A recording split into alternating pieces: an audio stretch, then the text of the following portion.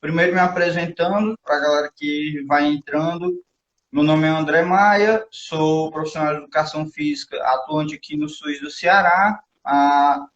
Atualmente estou residente na saúde mental da Escola de Saúde Pública do Ceará. E aí, dentro do Fórum Cearense dos Profissionais de Educação Física no SUS, eu assumo um pouco a parte das redes sociais, podendo trabalhar um pouco com a publicação, o que é que a gente vai dizer a vocês. E aí, dentro da proposta do fórum, só um momento, valeu. A equipe técnica me mandou aqui me mandaram aqui um envio. Pronto.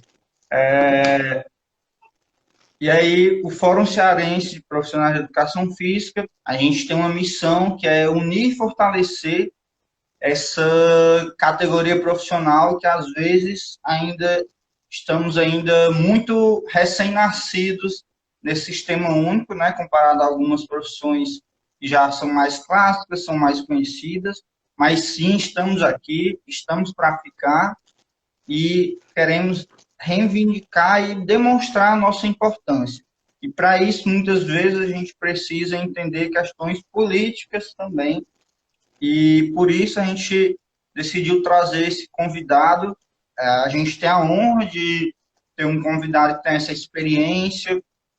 O doutor Paulo Sérgio, ele é doutor em saúde pública pela Universidade Federal de Santa Catarina, atua na área já há um bom tempo, como na divulgação, a gente falou, ele é profissional de educação física com atuação no NASF há um bom tempo, também tem publicações importantes da nossa área nesse âmbito do SUS e até publicações que a gente vai debruçar um pouquinho mais, né, as conexões que elas fazem. E com vocês, o professor Paulo Sérgio. Pode se apresentar. Bom, primeiro uma honra poder falar um pouco com vocês aqui.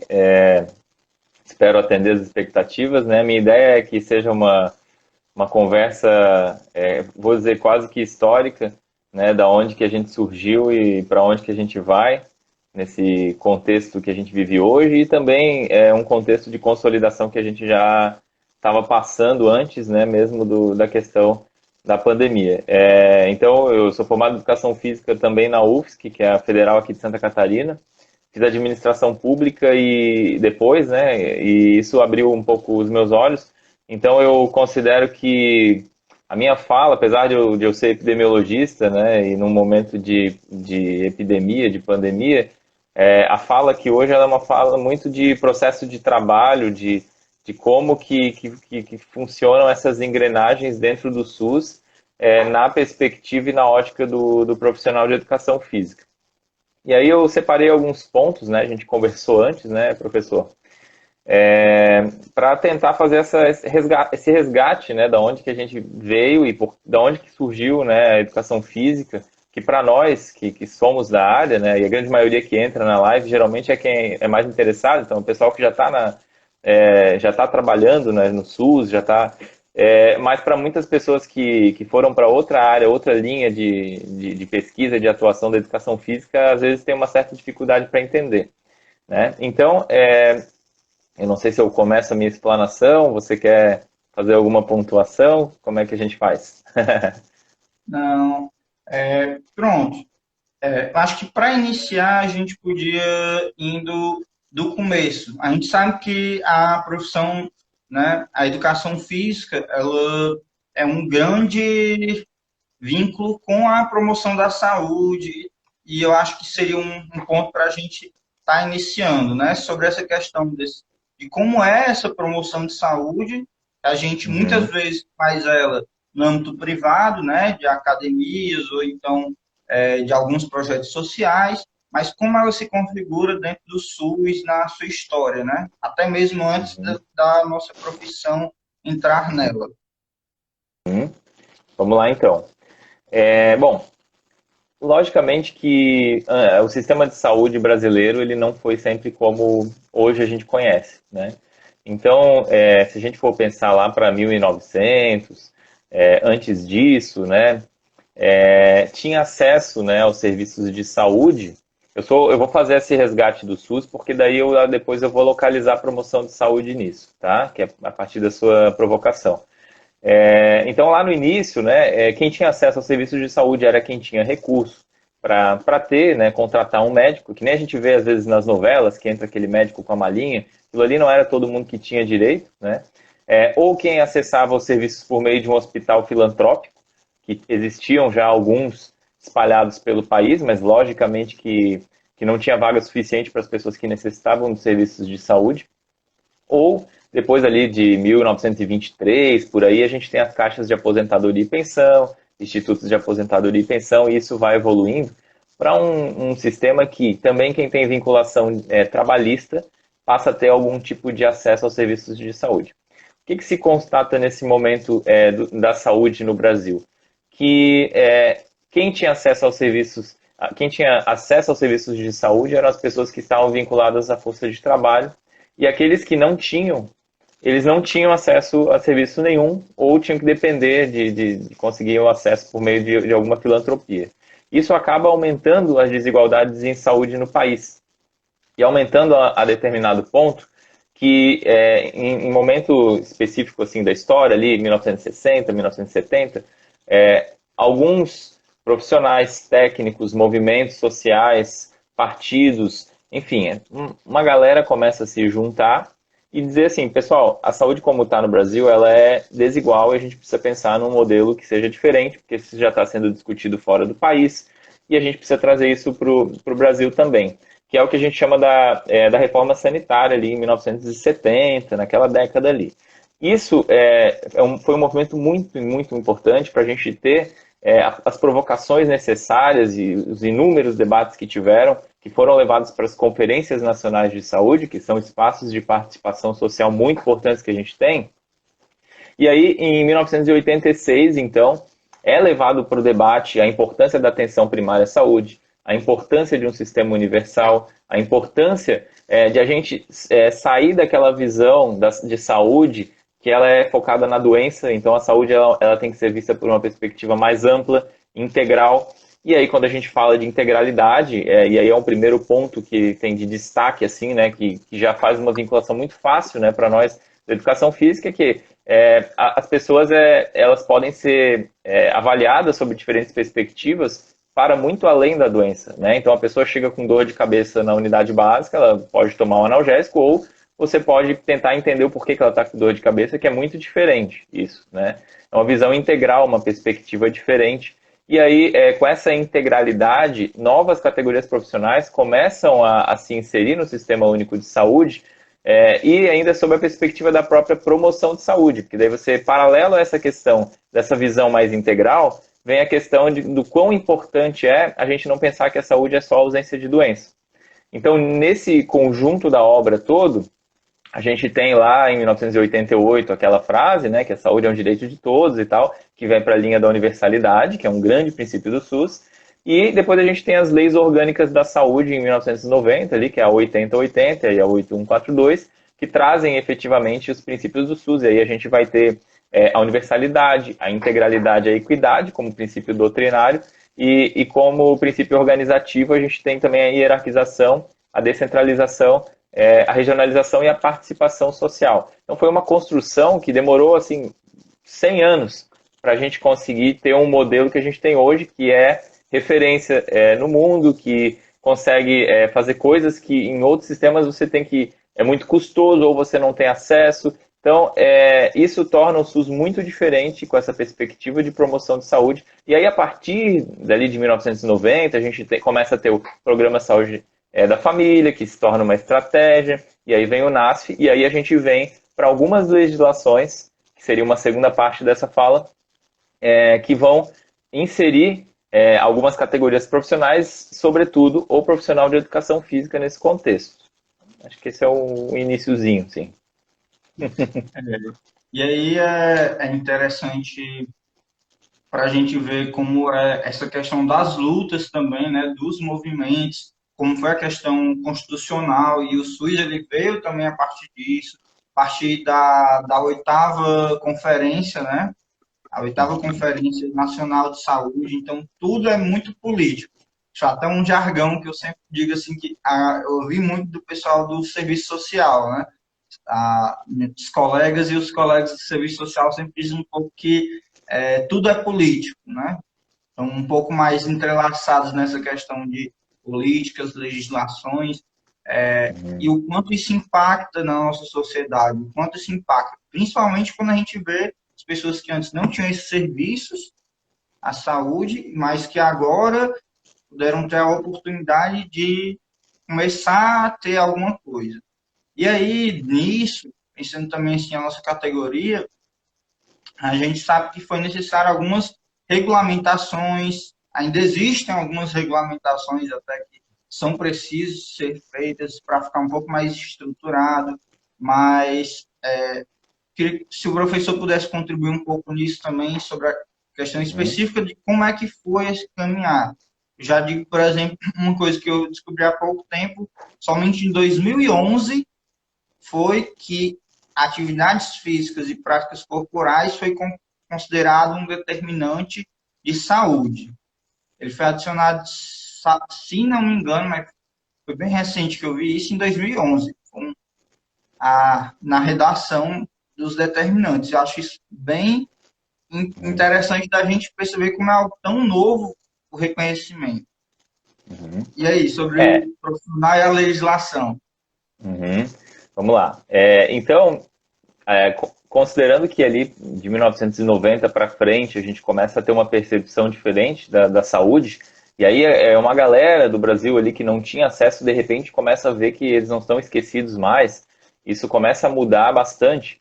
E aí vem uma proposta muito integral e universal e com uma grande capilaridade, que é o Programa Saúde da Família, ali em 93, 94, e se percebe que esse programa ele consegue alcançar muito mais, de maneira efetiva e resolutiva, as famílias que antes não chegavam nos serviços de saúde, a ponto de virar uma estratégia, né? Posteriormente, ali para 2003 a 2006, e aí ela se torna a principal estratégia de saúde no Brasil, e aí fica muito clara a importância dessa integralidade e de como a saúde ela é ampla.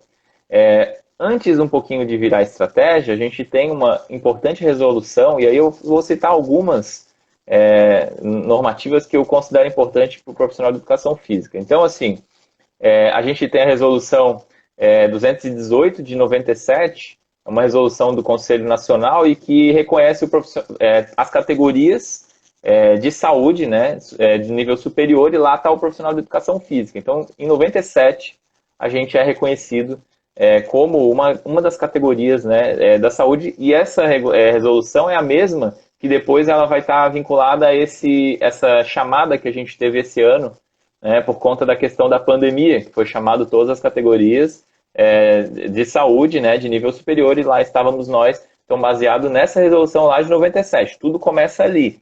Depois, em 98, né, no dia 1º de setembro, que é o dia do profissional de educação física, tem a 9696, que regulamenta a profissão, né, que é uma legislação também que a gente ouviu aí recentemente, alguma coisa que estava rolando e tal, no Congresso e tal, mas está tudo certo, a gente, né, tá como uma profissão regulamentada, e ela é muito importante, essa legislação que traz o aniversário da nossa categoria profissional. Não diretamente, ou melhor, como é que eu posso dizer? Diretamente relacionado à nossa categoria, mas não citando o profissional de educação física, a gente tem a Política Nacional de Promoção de Saúde, que é uma política transversal, que ela é aplicada e aplicável tanto no privado quanto no público, traz inúmeros eixos de discussão, dentre elas a prática corporal e a atividade física. Então aqui abre abre para nós assim um baú para poder trabalhar muitas coisas, não só da nossa área, como também para além, porque aí trabalha comportamento saudável, tabagismo, e algumas coisas que todas as categorias profissionais, já que a gente se entende como da saúde, então a gente sabe que a gente tem coisas que são específicas da nossa área, mas a gente também tem uma grande responsabilidade naquilo que é cabível a todas as áreas, justamente porque a gente vai levar aquele olhar integral. A gente vai dar a nossa contribuição, por exemplo, para uma situação relacionada a alguém que tem os hábitos tabágicos aí há um grande tempo. Então, qual é o olhar do profissional de educação física, do nutricionista, do psicólogo, do psiquiatra. Então, a gente tem essas contribuições que, ora, serão específicas, ora nem tanto. Aí a gente tem em 2008 o NASF, né, que na época é Núcleo de Apoio à Saúde da Família, e aí lá tem citado todas as categorias que podem fazer parte. Então é uma equipe multiprofissional que presta suporte à equipe de estratégia de saúde da família, e lá estamos nós, profissional de educação física. Até então, aqui uma discussão paralela, a gente não tem uma CBO, uma Classificação Brasileira de Ocupações específica da saúde. Então, vocês sabem que todas as categorias profissionais possuem as suas CBOs, e geralmente são muitas, e cada CBO está relacionada a um escopo de atuação. Como a gente não tinha nada voltado para a saúde, e as outras todas tinham, foi-se criado em 2011 uma CBO provisória para o profissional de educação física, né? Que até então, até pouquíssimo tempo, que é a 2241E1. Então, se você passa num concurso, você está lá atuando na ponta, você vai ser inserido no CNES, que é o Cadastro Nacional de Estabelecimento de Saúde, você tem que inserir uma CBO. Era essa que eles estavam inserindo recentemente. Antes de 2011, eles inseriam qualquer uma que tivesse lá, geralmente avaliador físico. Tá? Então, esse é só um adendo que é uma discussão que ela pode também gerar outra conversa, né? Depois a gente tem, então, essa legislação que traz a CBO provisória. Depois a gente tem a que você falou, que é a Lei 12.864, que é de 2013, é mais recente ainda, não é nem 2011, que ela traz a atividade física como um determinante condicionante de saúde, e ela, olha como ela é importante, porque ela reconhece a atividade física como uma coisa importante, e sabe onde é que ela vai mudar isso? Lá na Lei Orgânica 8080. Então, ela é tão importante que ela pega a principal lei que nós temos no SUS, que é a Lei 8080, e inclui a atividade física lá como algo condicionante determinante. Quando ela faz isso, ela está dizendo que, profissionais de educação física, vocês têm espaço para fazer coisas aqui, né? Agora nós precisamos ocupar esses espaços também, que é outra discussão também. E depois a gente tem, então, a portaria, até eu me enganei, a 2013, que foi essa CBO provisória, e depois, agora, recentemente, em fevereiro de 2020, essa CBO, que é provisória, ela passa a ser permanente. Então, agora a gente tem um número de verdade ali, que não vai mudar, que é 2241-40.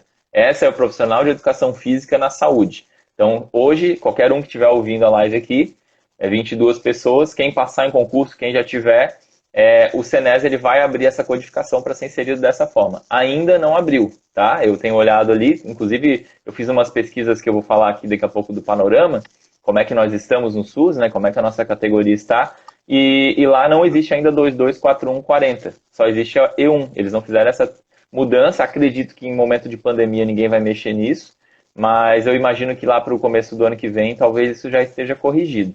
Então essas legislações que eu falei agora são muito importantes. Umas são basais, são as primeiras que nós tivemos na nossa categoria, outras elas estão estritamente relacionadas. É óbvio que dentro desse contexto a gente tem a Política Nacional de Atenção Básica, que a gente teve algumas mudanças recentes na atenção primária, mas que, apesar de essas muda ou não muda a nomenclatura, a gente continua com a mesma forma de atuação, então ainda continua como uma equipe multiprofissional que pode mudar ali a minúcia, né, que é muito importante, que merece discussão também, mas que é a quantas equipes nós vamos ficar vinculados, né? Será que teremos condição de dar conta de tantas equipes? Porque daí eles deram uma flexibilizada e isso também perde um pouco a identidade da questão da estratégia de saúde da família, que é uma outra discussão, né? Mas para quem já está antenado nesse assunto, acho que sabe do que eu estou falando.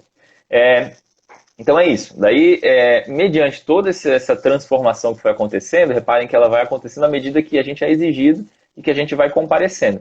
Eu li um estudo de 2015 e 2016, que a categoria nossa, né, do profissional de educação física, ela estava entre as 5 mais dos NASFs no Brasil inteiro. Naquele momento, lá 2015, 2016, o sistema permitia a gente fazer um levantamento no próprio sistema da categoria profissional por tipo de serviço. Hoje eu só consigo ver quantos daquela categoria, daquela CBO estão. Se eu quiser ver o tipo de serviço, você tem que baixar os microdados e ainda assim nem sempre você consegue estratificar. Tá? Então eu hoje não sei dizer para vocês qual é o percentual de profissionais que estão no CNES que são do NASF. Em 2016 eram 56% mais ou menos. Eu acredito que isso deva estar na casa dos 70%, se eu fosse chutar, assim, mais ou menos. E aí depois a gente tem a nossa inserção nos CAPs e nos hospitais também, né? Nos CAPs é um pouco menos, eu tenho até uma dissertação ou uma tese, depois eu até posso passar ali, que traz esse levantamento.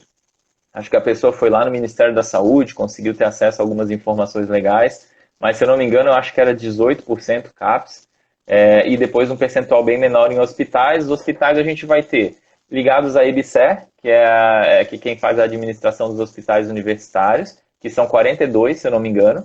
Eu conheço alguns profissionais que trabalham nos hospitais vinculados à EBSER, ou que daí lá eles ainda estão tentando ver o que o profissional faz. Assim, eles estão botando muito para ginástica laboral, mas eles querem fazer muito mais do que isso, e aí tem aquele sentimento de frustração de ficar, pô, eu não quero fazer só isso, eu quero fazer mais, eu quero vincular as áreas estratégicas e de tratamento, né, diferenciadas do hospital. Então tá nessa discussão aí de CER.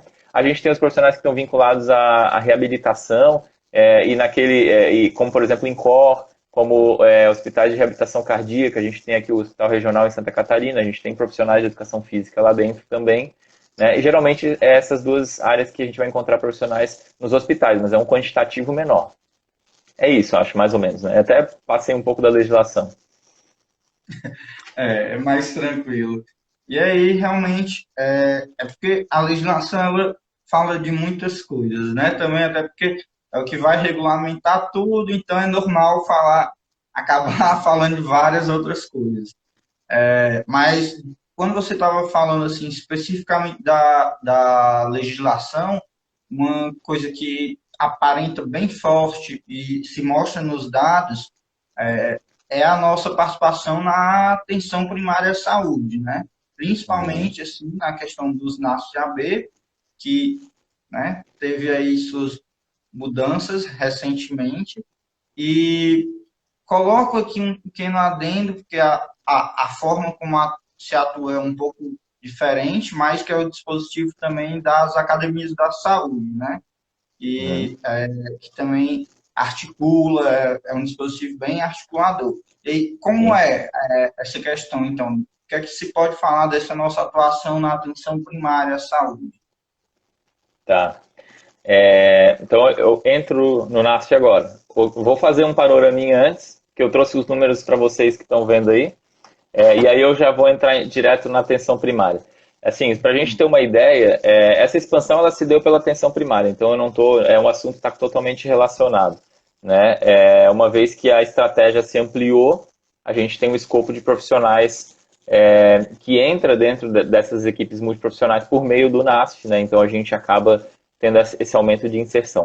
Vou só fazer uma pausa aqui para dar a boa noite aí para os meus amigos, o Andrigo de Santa Catarina, o Bruno Soldi de Santa Catarina, que entrou também, o Abraim de Altazes, Amazonas, tem gente aí de todos os estados, e muito legal a iniciativa de vocês, né? Espero que tenha mais lives aí que a gente quer continuar esse processo. Por sorte, hoje eu estou aqui Valeu. falando. Vou E aí, aproveitar, peraí, vou aproveitar a brecha também, vou dar um claro. alô para o Edson Soares também, vice-diretor do Instituto de Educação Física aqui da Universidade Federal do Ceará também, inclusive convidado aí também a estar conosco aí, talvez a gente vai combinar ainda fechar uma data certinho, mas vai falar um pouco mais sobre a formação, né? Como é essa Uhum. formação, como é na graduação. Será que a gente está com bons currículos, né? Então, o Uhum. que é que se Uhum. pode fazer? Mas, continua, Eu, professor. Tem o Rodrigo Teles também do Recife, tem muita gente de muitos locais aqui. Teresina, se eu ficar Mano, falando aqui, mas depois a gente bota todos os estados ali nos comentários. Gente, assim, ó, educação física no SUS, como é que nós estamos, tá? Eu fiz um estudo, um artigo que saiu na Revista Brasileira de Atividade Física e Saúde, então eu fiz um levantamento a partir do CNES. Esse levantamento, ele não é um levantamento assim tão profundo, mas ele, como não tinha muita coisa recente, foi muito interessante para a gente ter uma ideia do panorama que a gente se encontra, tá? Então, o que a gente tem lá? De 2013 para 2017, a gente teve um aumento muito abrupto. A gente teve um aumento de 141% no número absoluto de profissionais que estão registrados no Cadastro Nacional de Estabelecimentos de Saúde, que é o CNES, que é onde todas as pessoas, né, da nossa categoria, de outras, que vão atuar no SUS, têm que estar cadastrados. Então, ele vamos dizer assim, um órgão, os dados oficiais para a gente fazer esse levantamento. E aí eu também descobri nesse estudo que a gente tem uma proporcionalidade de profissionais de educação física de maneira distribuída não igualmente. Então a gente tem alguns estados que tem mais profissionais e outros que a gente tem menos. E aí eu cito alguns exemplos, né? Então no Piauí a gente tem 16 mil pessoas para um profissional, se fosse fazer uma média, obviamente que não é dessa forma que fica equilibrado lá, mas enquanto a gente tem no Ceará, em Santa Catarina, 27 mil para um, né? Em São Paulo, 65 mil para um. Né? Então, é só para a gente entender que a desigualdade em saúde ela vai atingir até mesmo a distribuição de profissionais nos estados. É que a desigualdade de saúde é o que eu estudei, né, no meu mestrado, no meu doutorado, então eu gosto de fazer essas provocações.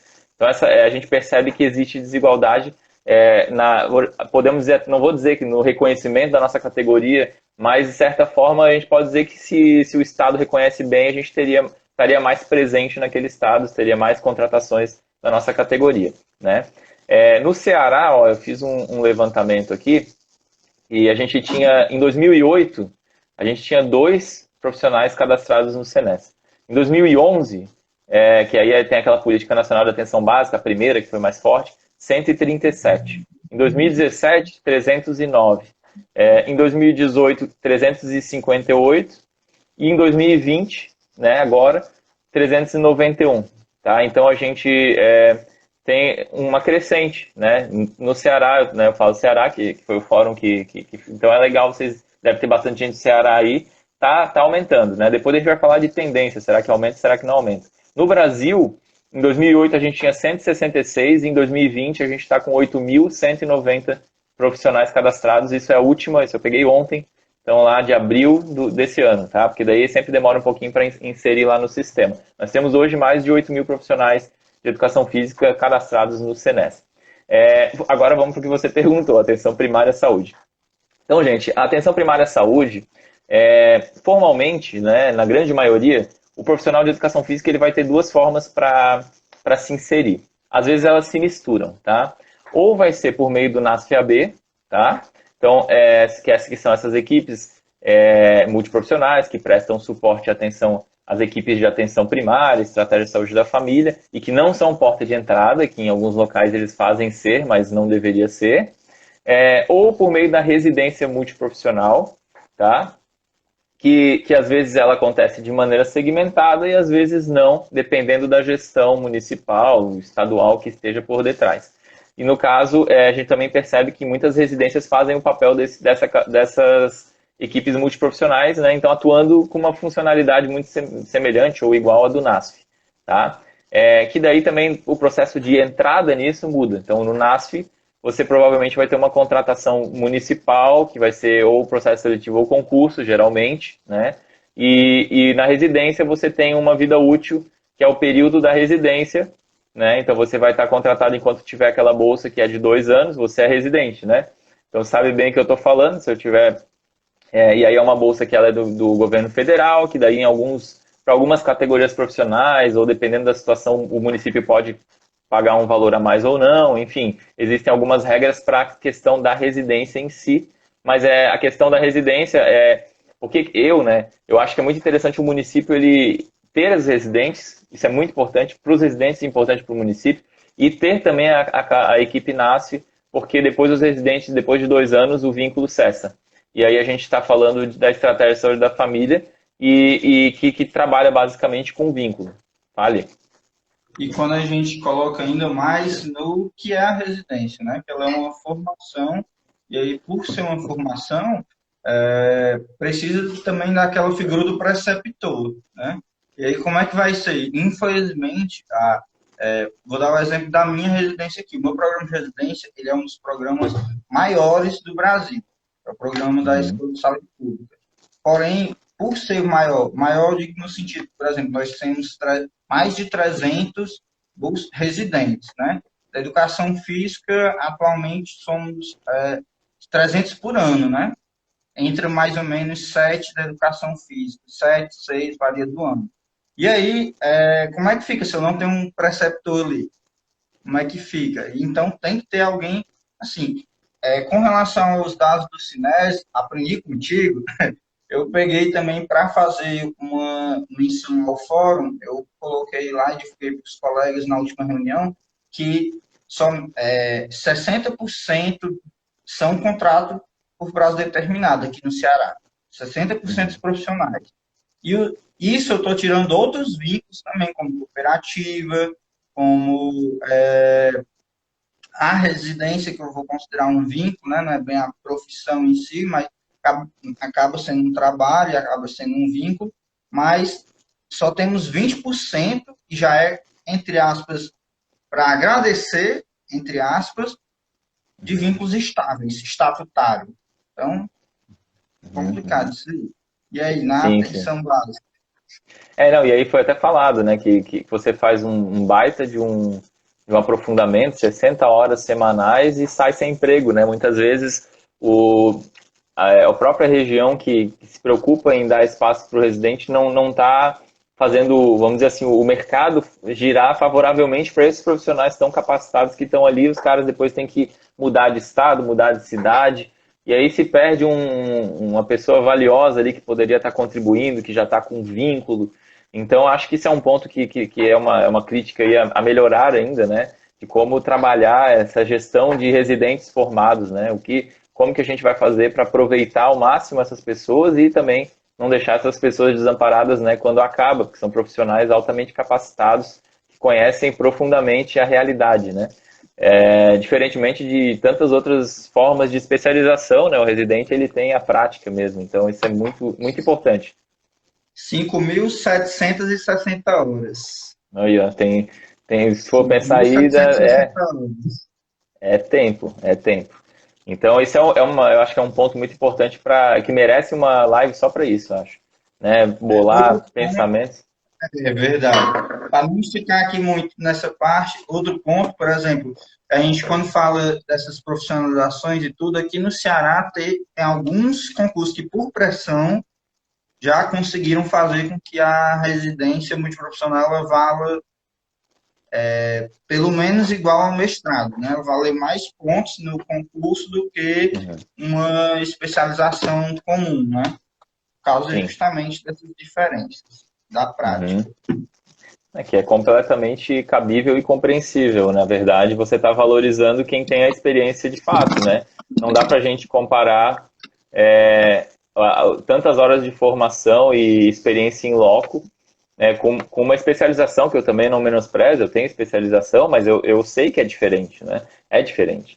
E então tem que ser valorizado. Isso é um ponto que seria muito interessante. É uma forma de você dar uma atenção especial a essas pessoas que estão saindo de uma formação super pesada e elas vão ter, de alguma forma, um reconhecimento num processo como esse, seletivo ou um concurso, né? Dando continuidade à questão da educação física na atenção primária, porque esse assunto ele é bom, né? Então a gente vai passando e não volta. Até 2 horas A da gente tem... manhã aqui. deixa. E aí, não, e depois cai e tem que voltar. Então, assim, gente, na atenção primária, você vai ter, basicamente, eu vou dizer assim, 3 elementos que são fundamentais para a educação física, tá? Tem um monte, mas eu vou falar 3 aqui para ficar mais factível, né? A gente tem o NASF propriamente dito, e aí aqui eu incluo barra residência, que é o que a gente estava falando até agora, que tem um modus operandi, tem um processo de trabalho, eu vou focar mais no NASF, né? Mas eu digo assim, nós temos um espaço formal para que o profissional entre. Esse é um ponto. Nós temos também um espaço físico que consegue ser correlacionado ou associado ao profissional de educação física. Seria as academias da saúde, que é um programa federal que permite que dá condição estrutural para que várias ações sejam elaboradas de uma maneira muito interessante para a população, respeitando o território, favorecendo o acesso à promoção de saúde, enfim, que é um ponto também onde o profissional da educação física, no contexto da atenção primária, se insere. Não só ele, mas muito ele, né? E nós temos a questão do programa Saúde na Escola, que também é um programa fruto de uma portaria interministerial que trabalha inúmeros tópicos, dentre eles as práticas corporais, né, o combate à obesidade, ao sedentarismo, e aí ali a gente pode trabalhar alinhado com outras categorias profissionais, mas que também é um aspecto muito importante. Eu já vi em alguns municípios que às vezes um profissional ele é mais focado para um desses braços aí que eu estou falando, então às vezes o cara fica só na academia da saúde, o outro fica no programa Saúde na Escola, outros modelos o profissional ele é responsável por gerir ou por fazer rodar esses 3 elementos que eu falei, mas basicamente é isso. Se a gente considerar que a academia da saúde é o quintal do posto de saúde, a gente pode fomentar uma forma ali de que vai ser utilizada pela própria equipe NASF, que seria o que faria mais sentido. Né? E do mesmo ponto, o programa Saúde na Escola, porque já existe um vínculo, então não precisa ter várias figurinhas, a gente pode potencializar. O que não pode é fazer com que um profissional tenha que fazer 1 bilhão de coisas para além das suas capacidades de execução de trabalho. Então a gente tem uma carga horária, a gente tem o respeito a todo o planejamento, etc. e tal, que é uma outra questão, que vai para um viés mais trabalhista. O profissional que está dentro do NASF-AB, ele tem algumas, e aí aqui vale para todas as categorias profissionais, não só para o profissional de educação física, né? A gente tem algumas ferramentas que são muito importantes e que fazem a coisa acontecer. Então, uma delas é o apoio matricial ou matriciamento, né? O apoio matricial, então, são espaços onde os profissionais que fazem parte do NASF-AB, eles vão, juntamente com os profissionais lá da atenção primária, seja da equipe de atenção básica ou da equipe de estratégia de saúde da família, que existe uma diferença de uma para outra, mas vamos considerar que é a equipe de atenção básica aqui, eles vão fazer uma espécie de reunião, de conversa, com os casos que são mais densos, que são mais complexos, que exigem um olhar mais integral para correta ou para melhor resolutividade daquele caso. E ali, após essas discussões, vão ser dados os devidos encaminhamentos, considerando a perspectiva, o olhar e a contribuição de todos esses profissionais. O apoio matricial ele é muito legal porque, além de você conseguir fazer um direcionamento mais resolutivo para aquele paciente, que daí vai dar origem ao PTS, que é um projeto terapêutico singular, né, que daí você vai pegar aquele paciente que é super complexo, vamos fazer um exemplo aqui, ele é obeso, tá com depressão, o cônjuge tá passando por um processo difícil, está tentando tratar um câncer, não tem recurso financeiro e sofre violência. Então, assim, é um caso complexo, você começa a ouvir, meu Deus, por onde que eu vou começar? Esse é o caso que você leva para o matriciamento para discutir. E a gente consegue chegar a resoluções e direcionamentos que são bastante interessantes, que melhoram a qualidade de vida da pessoa. Né? A gente tem que pensar, quando for pensar nisso, como é que está esse nível de qualidade de vida e o que a gente pode melhorar e tentar alcançar o máximo, né? Elevar ao máximo esse nível de qualidade de vida, minimizar, né, a questão de dores e de qualquer problema nesse sentido. Então, o aspecto ele extravasa o fisiológico, ele vai ter relação social, mental, psicossocial. Às vezes a gente tem que entrar na questão religiosa para poder acessar um paciente.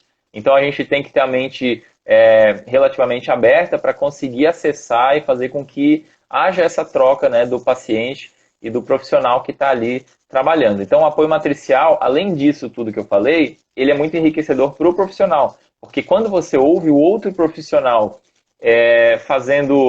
falando e dando o seu olhar sobre aquela situação, você acaba aprendendo. Não que você vá um dia fazer o que a outra categoria faz, mas você vai já otimizar os passos. Vai chegar um momento que aquele caso, quando chegar um caso parecido, você consegue resolver de uma maneira mais assertiva e mais eficiente, né? Além do apoio matricial e do PTS, que são extremamente importantes e também estão presentes no CAPS, tá? Que aí vai para a média complexidade, né? Eu não vou entrar muito no CAPS hoje, mas é bom já a gente falar que existe esses elementos, eles também estão lá. A gente tem as modalidades de atendimento no NASF, tá? E isso vai se aplicar a todas as categorias profissionais novamente. Então a gente vai ter atuação individual, né, que é você com o paciente, domiciliar, que é você na casa do paciente com alguém da equipe de estratégia de saúde da família, porque é essa pessoa que tem um grande vínculo com aquele paciente. Pode ser um atendimento compartilhado, que vai estar você, um outro profissional e o paciente, tá? Estou fazendo aqui situações hipotéticas, mas só para ficar mais claro para quem está vendo, né? Você vai ter as atividades de grupo e as atividades coletivas, tá? Que daí a gente vai entrar em grupos de convivência e grupos terapêuticos, né? Geralmente, como a gente está sempre apagando fogo, esses grupos sempre têm um cunho terapêutico, mas a gente nunca deixa de trabalhar a convivência, a socialização, o resgate da cultura, que são aspectos que devem ser sempre considerados nas ações propostas dentro do Sistema Único de Saúde.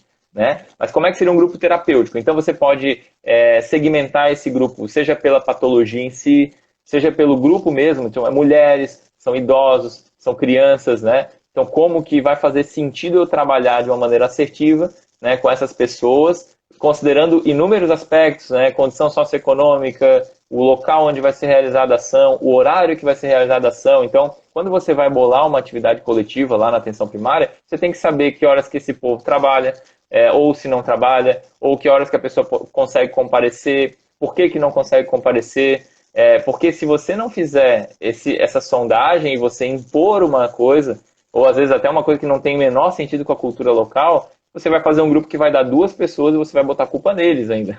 E aí não, a culpa é sua por não ter pensado e conversado. Então esse é o momento, por exemplo, que o agente comunitário de saúde ele tem um papel fundamental de sondar qual é o melhor momento, a pessoa que conhece aquele território, porque um dos pré-requisitos do agente comunitário de saúde é morar ali. Né? Então ele mora ali, ele sabe melhor do que você. Por isso que é a crítica, né, de equipe de atenção básica versus a equipe de estratégia de saúde da família. Porque a equipe de estratégia é a equipe que ela está completinha. É isso que a gente quer a equipe de estratégia, porque é muito mais fácil eu bolar um grupo onde tem agente comunitário que ele vai me dar muita informação do que uma equipe que está todo mundo preso no posto e não consegue, porque a demanda é gigante, a culpa não é da equipe, a culpa é da demanda. Né? Tanto que aí a gente pode entrar aqui, eu não quero quebrar muito para essa parte, mas assim, uma equipe de estratégia de saúde da família, ela vai, hoje com a nova legislação, vai estar vinculada a de 2.000 a 3.500 pessoas, certo? Isso na teoria, tá? Não estou falando na prática. O profissional de educação física, pelo menos na estrutura antiga do NASF, ela ia estar vinculado até 9 equipes de estratégia de saúde da família. Então, para começar, se você tem um profissional de educação física, numa modalidade 1 da equipe NASF, que vai estar vinculado até 9 equipes, 9 vezes 3.500, dá quanto? Dá 27 mil, dá 30 mil pessoas aí. A gente está falando de um profissional de educação física para 30 mil pessoas.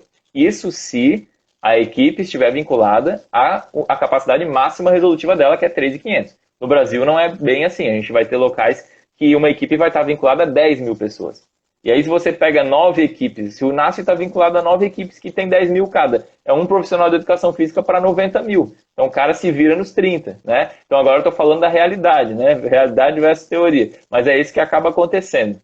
A gente tem, voltando um pouquinho agora, as ações de educação em saúde, que elas podem ser voltadas para a população ou podem ser voltadas para os profissionais, que vai ter um caráter de educação permanente. Isso pode ser feito também por todas as categorias profissionais. E aí, nesse contexto que eu acabei de falar, de um profissional de educação física, que está vinculado a 90 mil pessoas, eu vou botar 45 aí, que já é gente pra caramba, você não vai conseguir estar em todos os grupos de caminhada, concorda? Então, como que se faz isso? Qual é a mágica daí? Então, é difícil, né? O ideal é uma coisa. Mas aí, o que comumente se faz? Primeiro, você não vai abrir mão, você, profissional de educação física, não vai abrir mão do que está relacionado à sua expertise. Então, a prescrição, quem pode ou não pode entrar nesse grupo, analisar as capacidades físicas que essa pessoa tem, isso é você que faz. Depois que você fez esse filtro, essa segmentação e esse encaminhamento, num grupo que está perene, sem um novo estímulo, sem inventar moda, você pode fazer com que esse grupo, se você não puder estar lá, seja conduzido ou pelo menos tenha o acompanhamento de algum profissional de saúde, né? Isso é o que tem acontecido, né? Porque você não vai conseguir estar lá. Então é melhor fazer, mas ter um profissional de saúde do que fazer sem ter o profissional ou a pessoa fazer às vezes em casa e ainda ela precisa de um olhar ou com uma segurança maior. Então, você, profissional de educação física, que está super saturado em uma região, você tem que fazer alguma coisa, mas você não consegue acompanhar todos os grupos, a prescrição é sua, a avaliação é sua, a anamnese da questão física é sua, né? O grupo, você que vai explicar, você vai passar tudo, mas depois que esse grupo cria uma certa cultura e ele vai fazer uma atividade que não exige um novo estímulo, uma coisa assim, você vai ter que pensar em formas de que haja uma supervisão sem sobrepor a sua expertise, mas que o grupo aconteça, porque também você não vai chegar e dizer assim, não vai acontecer grupo porque eu não estou aqui. Com 90 mil eu vou conseguir ver as pessoas uma vez a cada 2 meses. Então todo mundo vai fazer o grupo ali uma vez a cada 2 meses? Não é justo também, né? Mas a gente tem que pensar nisso com muito cuidado. Esse é uma parte bem sensível da nossa atuação dentro do SUS, tá? E ações intersetoriais entra o programa Saúde na Escola, que eu tinha mencionado. Então, tem uma coisa que nós temos que nenhuma outra categoria tem. Qual é o profissional de saúde que está dentro da escola, porque não deixa de ser um profissional de saúde, ou pelo menos ter conhecimento de saúde, e que poderia contribuir muito para ações de promoção de saúde e vida ativa, é o profissional de educação física. A gente tem a grande, vamos dizer assim, sorte, o chamado sorte, de ter um colega, um par nosso lá dentro da escola que tem acesso aos materiais, que também quer melhorar a qualidade de vida daqueles estudantes e que numa ação articulada entre o profissional de educação física da saúde com o profissional de educação física da escola, o céu é o limite. Só que na prática não acontece isso. Então a gente tem uma segmentação, parece que um vira do time bacharel e outro vira do time licenciatura, mas esse é o momento que tem que se juntar e trabalhar junto para ter um maior alcance. Tá? Então isso seriam as modalidades de atendimento. O que daria para falar mais sobre isso? Até para não sei o tempo que nós temos aí. Mas nós temos a questão da anamnese, da prescrição, que é importante não negligenciar, tá?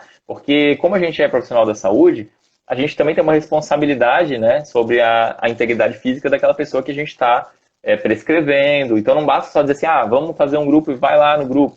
É bom a gente tentar conhecer as limitações, o histórico. Então essa anamnese ela tem que ser feita. E algumas avaliações são muito básicas, não tem custo. Porque você vai dizer assim, mas não serve para nada. Serve. Então, pelo menos ela dá um ponto de corte para nós. Tipo, IMC, RCQ, Parquet, categorização de risco do colégio americano. Você vai ver assim, quantos anos fuma, tem um fator de risco, já a pessoa já vai para uma segmentação diferente. Né? E uma antropometria, de repente, mais básica ou alguma coisa, você consegue fazer. Tá? Você tem uma fita métrica, você consegue algumas coisas mais básicas que vão fazer sentido você utilizar na hora de fazer essa prescrição. Você não vai colocar uma pessoa que está com obesidade de grau 3 junto com sobrepeso e exigir que as duas caminhem na mesma intensidade. Porque para uma a intensidade está estourando, para outra você está subaproveitando as capacidades daquela pessoa. Então a gente tem que ter esse bom senso sempre. E é super difícil, o que eu estou falando aqui, falar é fácil, tá? Mas a gente não pode perder isso de vista. Talvez no primeiro momento você vai juntar, vai agrupar mais gente ali, porque não tem condição de fazer outro grupo, mas depois você vai já pensando lá para frente, como que eu vou fazer isso, né? E a questão do ESUS, para concluir a atenção primária, que é assim, do que eu queria falar, e eu estou aberto também para... E aí o que tiver de pergunta, você vai anotando aí, depois você manda ali que a gente vai tentando responder. Não peguem pesado, hein, pessoal? E aí a questão do ESUS é o seguinte, é um sistema nacional, é um sistema que ele é importante, ele permite, quem trabalha na atenção primária tem uma senha, tem lá um login, que vai inserir a sua produção, e mais do que isso, né, com a produção, independente da cobrança que existe, a gente sabe que existe, mas é importante também para gerar uma certa padronização, dar um profissionalismo para tudo, a gente deixar no prontuário anotado o que a gente faz, isso é muito importante, né? Não deixar qualquer coisa, se você puder detalhar, detalha, mostra que você é diferenciado, sabe? Vai abrir o outro profissional, vai abrir o ESUS, nossa, quem fez isso? Pô, que legal, cara, não sabia que tu podia fazer essa análise e tal. Você muda a perspectiva dos outros, porque se a gente está falando que a gente é da saúde, primeiro, existe um preconceito de nós mesmos para nós, né? Isso a gente sabe que existe. Então, para nós aqui que estamos na saúde e tal, beleza, não. Mas para quem está de fora, ainda existe isso, né? Tanto que quando falaram que a gente ia ter que fazer parte de um banco de cadastro para a pandemia, teve um monte de gente que tremeu na base e, meu Deus, eu não sou da saúde. Não, você é da saúde. Então, isso é muito importante a gente mostrar a nossa... E quando a gente começa a fazer isso, as outras categorias começam a respeitar mais. As outras categorias começam a ver, nossa, aquele paciente lá que eu estava tratando, depois que começou a conversar com o profissional de educação física e foi feito todo um trabalho, fez toda a diferença no tratamento, assimilou melhor os medicamentos, melhorou o sono, as crises de ansiedade e tal, e isso vai acontecer. Só que a gente precisa se posicionar. Não adianta ficar inerte achando que vai cair do céu e ficar se prendendo só na teoria. A gente tem que ir para a prática e mostrar isso acontecer. E aí no ESUS a gente tem todo esse levantamento de dados que depois permite o gestor ver o que foi feito, o que não foi. Então é muito importante. Quando eu vou fazer uma palestra com a questão física, eu consigo mostrar mais ou menos como é que é o layout. Mas aqui assim é mais difícil, né? Mas para quem está lá na saúde vai aprender a mexer também no sistema ESUS e geralmente o gestor acaba explicando ali. Mas é isso, eu acho, de principal. Manda bala aí. Dessa parte aí do ESUS também, e já fazendo um pouco um link com as outras a gente vai, eu sei que você vai falar bem sucintamente, assim, bem por cima, porque realmente a gente tinha combinado dar esse foco na atenção básica. A gente já está em 51 minutos aqui. É, Tá. né? No instante passa. E aí eu creio que a gente vai precisar abrir de novo. Mas Certo. aí, antes disso, nesse período, se tiver o feedback, né, galera? Continua a galera, a galera que diz. Eu acho que ainda tem um bocadinho de coisa do que a gente pensou. A gente vai falar um pouco mais sobre o atual, né, o atual quadro. E aí, Uhum. mas vamos lá. Por essa questão do SUS, tem até o guia de procedimentos, né, que o senhor Uhum. publicou, né, juntamente assim com o CONFEF, já que eu achei assim uma coisa importantíssima para a nossa área, importantíssimo, e eu acho que mais produções nesse sentido, assim, de vários autores tem que ser estimulado, porque, assim, muitas vezes se entra no âmbito do SUS e como, infelizmente, às vezes na graduação não teve tanto aquela coisa, às vezes a gente só foi ver um pouco sobre o SUS lendo para estudar para aquela prova, para entrar naquela residência ou naquela seleção, Uhum. a gente acaba precisando ter um guia, né? De como fazer, assim, como fazer no sentido protocolar. Esse ambiente é o quê? É um NASF. O que é que faz nesse NASF? Quais são as vários caminhos que eu posso traçar aqui dentro? Eu atuo em CAPS. O que é que eu posso fazer no CAPS? Quais são os vários caminhos que eu posso ter que eu vou registrar isso, né? Então, são Uhum. alguns Uhum. desses pontos. Mais consolidado para nossa categoria vão ter os CAPs, tá?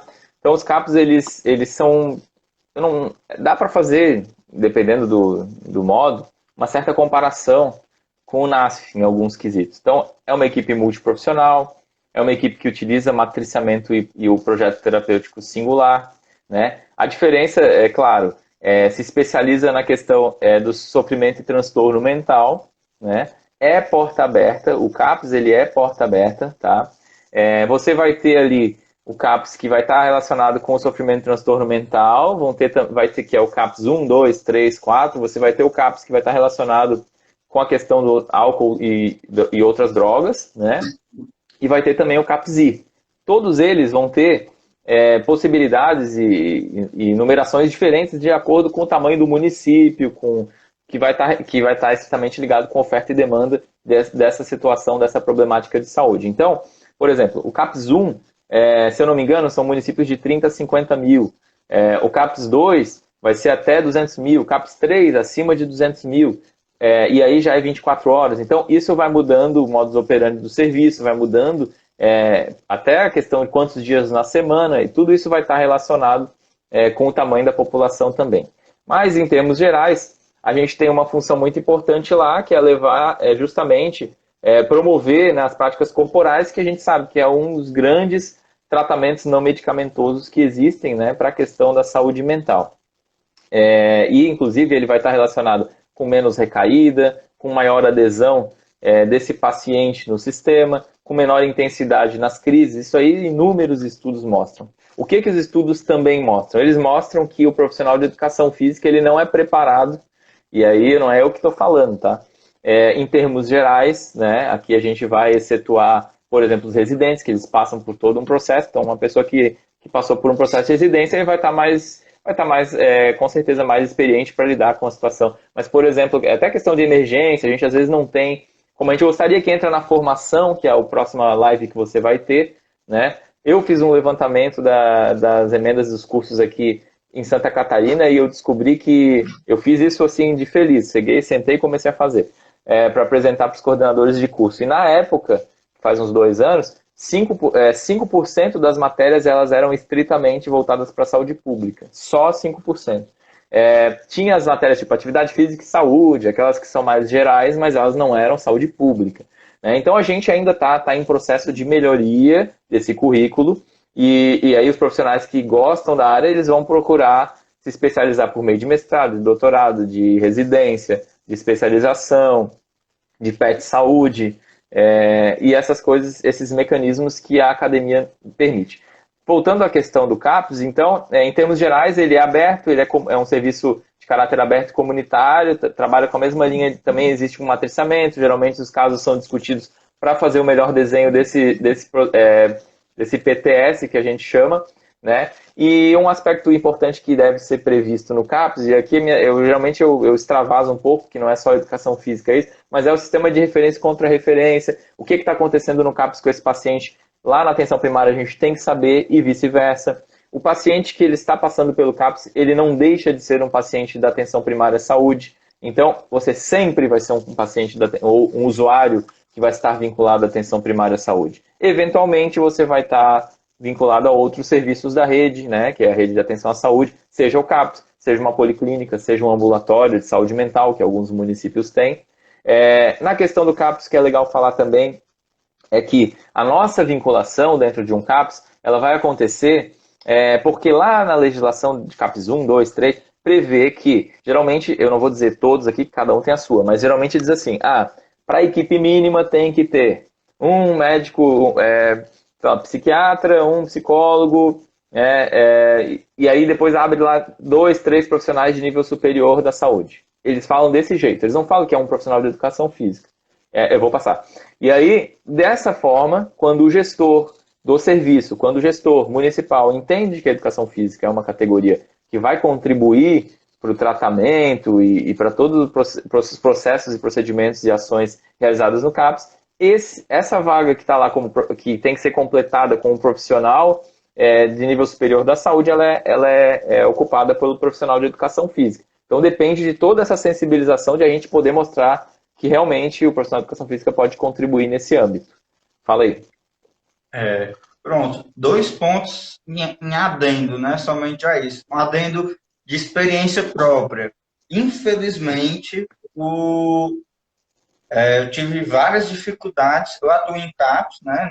Na minha residência a gente atua nos 3 CAPS e ainda em algumas outras redes também, mas só como experiência, mas efetivamente a gente atua nos 3 CAPS, né?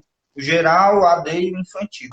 E no meu tempo, eu estou no 2º ano, né, da residência, e o R1 todo, eu estava lutando, foi o ano todinho atrás da gestão municipal daqui, né, da minha cidade, para poder me vincular ao CNES, e não me foi vinculado. E aí uma vez disseram, não, mas é porque não está condicionado aqui que tem um profissional de educação física. Aí eu fui lá, mostrei tudo, até hoje ainda estou pelejando. Mas porque é uma coisa importante, sempre que a gente entrar, a gente está buscando isso, porque é o que vincula realmente a gente ao sistema único, né? E serve de dados e tudo mais. Outro ponto ainda, adendo a isso, eu não sei se você ia falar assim, mas as unidades de acolhimentos também. A minha primeira experiência no SUS foi em uma unidade de acolhimento. Ainda não era residente, né? Isso foi antes da residência e foi o que me fez me apaixonar pela saúde mental e entrar na residência em saúde mental. E a unidade de acolhimento, que é uma portaria nova, portaria 121 de 2012, e ela é uma residência de caráter transitório, né? E também aqui tinha eu, que era um profissional de educação física, e já atuava em algo um pouco mais alongado. Lá eles passavam o dia lá, né? E aí a gente percebe como precisamos estar conhecendo mais esses dispositivos e como esses dispositivos se articulam. Porque a UELA se articulava com o CAPS se articula com a atenção básica, e isso é a beleza até do SUS, porque não é um paciente do CAPS, um paciente da atenção básica, um paciente da unidade de acolhimento, é um paciente. Ele não está particionado ali. Então, tem que ter, sim, comunicação entre todos esses âmbitos. Perfeito, é isso aí. Que é nada mais, nada menos do que a rede de atenção à saúde, né? Que as pessoas têm muita dificuldade. A gente percebe isso muito comum quando o gestor não é da saúde, né? Que você tem que desenhar e explicar que existe, né, trabalhos que vão acontecer de maneira paralela dependendo do momento de vida que aquele usuário está passando. Inclusive, eu às vezes nem sempre eu utilizo a palavra paciente. No CAPS eu utilizo, porque o transtorno ele existe, de alguma forma, alguma situação de saúde ela está detectada. Mas o ideal, o que a gente queria? Que o profissional de educação física tivesse grupos numerosos, com pessoas fazendo inúmeras práticas de atividade física para manter ou aprimorar o seu nível de saúde e não porque já estão com alguma doença crônica ou porque já estão com algum problema de saúde. Né? Esse aí não seria um paciente, ele seria um usuário SUS que está lá fazendo alguma atividade com uma supervisão do profissional de educação física. Esse é o ideal, é o que a gente quer que aconteça um dia. Né? Você falou muito bem essa questão dessa articulação, que é a referência contra a referência, que é a comunicação. Às vezes a gente percebe que parece que são times diferentes dentro de um município, um cabo de guerra entre NASF, entre CAPES, e não era para ser assim. Né? Quando isso acontece fluidamente, é muito bom. E aí, paralelo à questão do hospital, eu mais ou menos, eu não ia me aprofundar muito mesmo, mas a gente percebe que, geralmente, a vinculação, geralmente, não sempre, mas ela tem, às vezes, alguma participação de alguma instituição de ensino, tem algum viés relacionado à pesquisa, a gente percebe que isso, em termos de Brasil, é bem recorrente, ou é uma rede que já é consolidada, como um INCOR, um SARA Kubitschek, que daí tem um olhar diferenciado, que eles já têm arraigado dentro dos processos de trabalho a importância da integralidade. Para tudo isso que a gente está falando aqui, a gente vai ter os sistemas de saúde que precisam ser alimentados no SUS, e aí entra aquele guia que enfim, ele é um guia que eu escrevi, ele foi publicado pelo Confef, está lá aberto, mas a primeira parte dele eu fiz bem para explicar do beabá mesmo, da nossa inserção na educação física. Então, para quem está vendo a live aí e quer se inteirar um pouquinho, você vai conseguir ter uma ideia do que são esses sistemas, porque realmente, para quem não está muito habituado, confunde. Mas a gente vai ter sistemas onde a gente vai inserir os procedimentos realizados na atenção primária e a gente vai ter sistemas que a gente vai inserir que vão estar relacionados à média e à alta complexidade. Né? Então, eu não vou entrar em sistemas, porque é um assunto mais denso, mas isso tudo está previsto dentro. A gente percebe em hospitais que às vezes não tem uma padronização de procedimentos, então existe toda uma briga briga não, mas toda uma discussão que está acontecendo até nesse momento, para ver assim, quais são os procedimentos que estão dentro do escopo, né, de procedimentos do profissional de educação física na saúde, que é aquela CBO 224140 agora, né? Aí eles vão ver, tem isso, mas não tem isso. Isso aqui é mais específico, não tem. Então, qual que é o papel agora? O papel é esses profissionais relatarem isso para o Conselho Federal, que vai se aproximar ao Ministério da Saúde, a partir até do guia que eu escrevi. Essa foi a provocação. Esse guia, lá no final, ele tem um e-mail, e quem perceber que tem algum procedimento que está realizando, que condiz com a especificidade do profissional de educação física, mas que não está previsto no sistema, na hora de inserir lá no sistema, mandem esse e-mail para o Confef, e o Confef vai fazer o papel de aproximar para o Ministério e dizer, ô Ministério, olha só, a gente também faz isso e não está aqui, para que isso, com o tempo, vai ficando mais rico e com escopo maior de profissões, de procedimentos. Tá? Então, esse é um aspecto bem importante que não pode passar aqui quando a gente fala de CAPES e hospital. E aí, eu acho que agora a gente podia ir para aquela parte como é que nós estamos hoje, né? E como é que a gente vai ficar depois. Mas eu passo a bola aí, Fábio. Não se alonga demais. Vamos falar então agora do contexto atual, né? Como é que estamos nesse momento, assim, fatidicamente, né, para a nossa sociedade global, né? E aí, como é que fica essa relação do profissional de educação física, a sua atuação e o Covid nesse momento, né? Como está? Uhum. Certo. Muitos Bom, colegas vão fazer até lá dentro, desculpa aí, que fizeram as perguntas já direcionadas a isso. Teve uma pessoa que perguntou como fica, perguntou antes da gente fechar no momento anterior, como ficaram as atividades coletivas, né, realizadas na profissão e como ficará a atuação frente às atuais mudanças. Isso seria depois, né? No momento atual, né, como é que fica? Atividades coletivas é um carro-chefe, de certo modo, né? Isso. Mas como é que fica?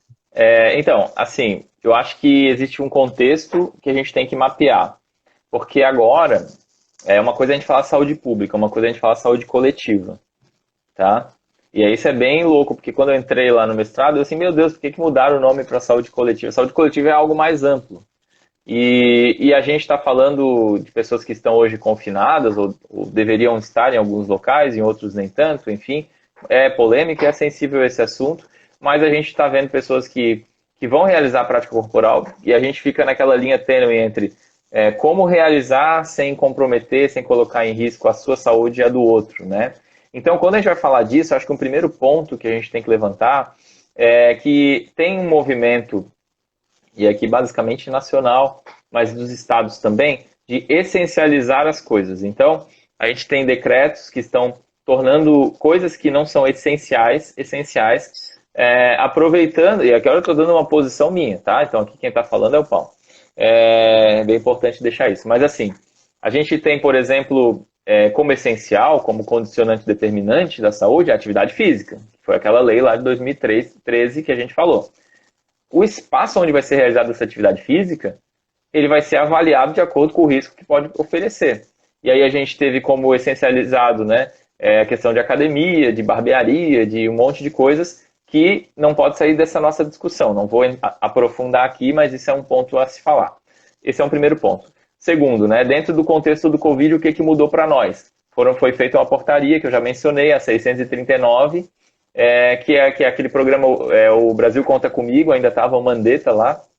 E aí, os profissionais de educação física, eles foram, entre aspas, convocados pelos conselhos regionais para participar de um banco de cadastro, se eventualmente houver necessidade, se faltar profissionais de saúde, a gente estaria lá cadastrado de alguma forma para dar suporte nessa atuação. Estou só levantando alguns pontos antes de falar ali o que eu acho disso tudo, né? E aí faz um curso EAD e depois ganha um certificado também, que tem um processo de formação ali, né? Muita coisa já das evidências científicas mudaram um pouco lá do início, então aquele curso, talvez ele, se fosse refeito hoje, mudaria um pouco. Se bem que se fosse refeito nesse momento, eu não sei se seria uma boa ideia. Melhor deixar como está. E aí, esse é um primeiro ponto. Então a gente tem esse decreto, tem essa portaria, eu estou aqui dando uma colada para não esquecer de nada. Mas ao mesmo tempo a gente tem que a nossa principal atividade, geralmente, ela está relacionada às questões coletivas, e essas ações coletivas, elas tendem à aglomeração. Então, esse é um primeiro ponto. Segundo ponto, a gente tem estudos inconclusivos falando da questão do aerossol, da questão das partículas ficarem suspensas e isso, de alguma forma, tem um potencial de transmissão do vírus, haja vista que outros coronavírus também já mostraram que isso pode acontecer. E aí tem alguns estudos feitos por matemáticos, enfim, daí tem a galera que não concorda, diz que foi feito por matemático, aquela coisa toda, mas que estipula, por exemplo, uma distância mínima de aproximação, 4 metros para caminhada, 10 metros para corrida, 20 metros para ciclismo, porque se a pessoa tiver numa determinada velocidade, aí é física, né, a tendência é que aquela partícula pode se locomover para lá e para cá. Esse é um ponto. Mas a gente sabe que fisiologicamente, quando você faz atividade física, você vai acelerar o seu metabolismo, você vai aumentar a frequência da respiração e já se sabe que com a Covid, falar mais alto, vocês já viram isso, esse estudo? Que locais onde se fala mais alto tem mais transmissão, porque quando você fala alto, você está expirando mais forte, enfim, você está lançando, e é a mesma ideia da atividade física, porque se você vai aumentar a sua frequência cardíaca, você vai expirar mais forte, você pode lançar. Então, existem uma série de questões que a gente poderia discutir, mas a gente não pode negligenciar na hora de falar de como que vai ser a atuação. Estou trazendo esses pontos. Tem um estudo também realizado na Coreia do Norte, que fez análise de 12 academias e mostrou 112 casos de Covid para pessoas que estavam expostas 2 vezes por semana por 50 minutos. Que não é tanto, 2 vezes por semana, 50 minutos, tomando os cuidados bonitinho num país que faz um monte de teste. Quer dizer, Coreia do Norte não é que nem Coreia do Sul, mas faz mais do que a gente, né? Que o Brasil é o número 1 de não fazer teste. Então, isso tudo tem que ser considerado nessa discussão. Além disso, a gente tem que considerar alguns mecanismos fisiológicos. Então, atividade física, que daí é a galera que diz assim, não, temos que fazer a custe o que custar. Então, o que eles vão falar? Eles vão falar, atividade física estimula o sistema imunológico. É verdade, as pesquisas mostram isso, mas ela é imunodepressora ali dependendo da intensidade, então se fala para não fazer com grande intensidade, mas que ao mesmo tempo também não pode parar, e eu sou totalmente desfavorável a parar. Eu não estou dizendo que é para não fazer, eu acho que tem que fazer. Acho que a gente vai entrar muito aqui na questão de como fazer. Esse é o ponto. Como fazer? Como fazer no SUS? Como fazer no sistema privado? Né? Como fazer as pessoas não entrarem num sedentarismo que já estão, muita gente aí, a ponto de alavancar a descompensação de uma série de doenças crônicas ou até mesmo desenvolver elas nesse período aí de 3, 4, 5 meses que a gente tem pela frente. Segundo ponto, a questão do ganho de peso. A Covid já está relacionada aos desfechos negativos a pessoas que têm excesso de peso, sobrepeso, obesidade. Então, o exercício físico vai mexer na balança calórica, junto com uma alimentação balanceada, você consegue também ajudar nisso. Reduz estresse e ansiedade. A gente sabe que no Brasil a gente tem 3 vezes mais número de pessoas ansiosas do que em outros países. A gente tem já tendências mostrando que o pós-Covid, né, vai levar, além das doenças crônicas, a uma série de doenças relacionadas à saúde mental, estresse e ansiedade, né? E a gente também tem o exercício como um grande artifício para melhorar o sono, que é muito importante, porque vai lidar com a questão dos hormônios, vai manter a pessoa, que vai estar relacionado com imunidade, tudo que eu acabei de falar. Esses são os aspectos mais básicos. A Organização Mundial da Saúde, ela traz algumas dicas lá, vocês podem ver, e fala a questão, porque assim, a gente tem que lembrar que ser suficientemente ativo é diferente de não ser sedentário. Então, a gente, ao mesmo tempo, eu posso fazer 150 minutos por semana, mas eu posso ficar 10 horas parado direto no sofá. Então, são 2 preocupações que a gente tem aqui. Tá? Então, uma é fazer a pessoa fazer atividade física. A outra é a pessoa não ficar parada por um grande período. E aí a gente entra em algumas coisas que são fáceis de fazer, são fáceis de orientar e não precisa ter contato físico, que aqui entraria, por exemplo, recomendações do profissional de educação física do SUS para você que está em casa vendo novela. Levante-se a cada 30 minutos, faça alguns movimentos que vão estimular. Então, isso aqui é uma tendência que dá para a gente andar um pouquinho depois. No SUS, hoje, o que está acontecendo? Cheguei no que eu queria falar, mas é que eu precisava trazer esses pontos. Primeiro, Sociedade Brasileira de Medicina do Esporte, de Exercício e Esporte, Sociedade Brasileira de Atividade Física e Saúde, já deixaram bem claro que atividade física é essencial, mas é nesse momento em casa. Tá? Segundo ponto, contexto brasileiro. Nós não chegamos no pico da curva, agora eu estou falando como epidemiologista. A gente ainda está para chegar, pode ser que a gente fique batendo 1000 ali um monte, mas a gente nem tem teste para saber. Talvez a gente esteja na capacidade máxima de testagem, mas a gente já está em 2000 e nem sabe. Agora, com essa situação de esconder dado aí, a gente vai saber menos ainda, daí a equipe fizeram ali um site que a gente consegue acompanhar, mas enfim, a gente passa por um processo difícil, onde esconder informação acaba, infelizmente, é uma estratégia que, primeiro, a nossa visão a nossa visibilidade do ponto de vista internacional, ela está jogada às traças. Segundo, a sociedade acaba dando menos valor e importância para esse momento que a gente está passando, achando que a gente está passando por uma gripezinha que não é, né? E os gestores, eles não têm informação suficiente para fazer a gestão dos seus processos de trabalho ao mesmo tempo. Eu estou misturando aqui atividade física com Covid, porque não dá para falar uma coisa só sem falar outra. Então, nesse contexto onde 2 sociedades científicas, né, que é a Brasileira de Medicina de Exercício e Esporte e a de Atividade Física e Saúde, ao qual eu faço parte, inclusive, do GT de Políticas Públicas, eles deixam claros que não vale a pena o risco e você não precisa ficar sedentário nem ser insuficientemente ativo se você estiver em casa. O que precisa é a gente bolar estratégias científicas, técnicas, testadas de como que a gente vai fazer isso, dada a situação. É uma situação que ela é completamente fora do ideal, uma situação que provavelmente todo mundo que está nessa live, e inclusive eu, nunca passamos, esperamos não passar mais, mas é uma coisa que é cíclica, que os estudos estão mostrando que isso tem uma tendência de ondas sucessivamente. Então, a vantagem de ter onda é que na segunda a gente não pode cometer os mesmos erros da primeira. A gente tem que pensar agora para na segunda, peraí, agora o SUS está utilizando o Zoom e o Meet para fazer encontros de orientação de como não ser sedentário em casa. Isso é uma possibilidade no SUS, por que não? É um aplicativo que é gratuito, as aulas vão ter até 40 minutos, você está lá, né? Então, essas são as discussões. Hoje no SUS, o que está acontecendo? Que eu vejo pelos colegas que eu trabalho. Profissionais de educação física estão entrando junto com outras categorias que não estão conseguindo executar o seu trabalho pelo risco que possuem, e aí eles acabam sendo profissionais de saúde mais generalistas. Então, o meu caso, hoje eu executo a triagem na atenção primária. Os pacientes que chegam, eu verifico os sintomas, eu pego medicação, eu faço alguns trabalhos que são mais generalistas, mas que ao mesmo tempo exige que alguém faça, né? Então eu fugi um pouco nesse momento hoje, na minha atuação, não estou dizendo que é certo ou errado, né? Estou dizendo o que está acontecendo. Hoje eu faço um trabalho que é necessário para a saúde, então eu, como profissional de saúde, não posso dizer que não vou fazer. Agora, é fundamental que eu tenha EPI, é fundamental que eu tenha insalubridade, né? É fundamental que eu tenha esses direitos trabalhistas que os outros profissionais da saúde têm, porque se eu sou um profissional da saúde para executar e correr os riscos de um profissional da saúde, eu quero o que um profissional da saúde precisa ter, né?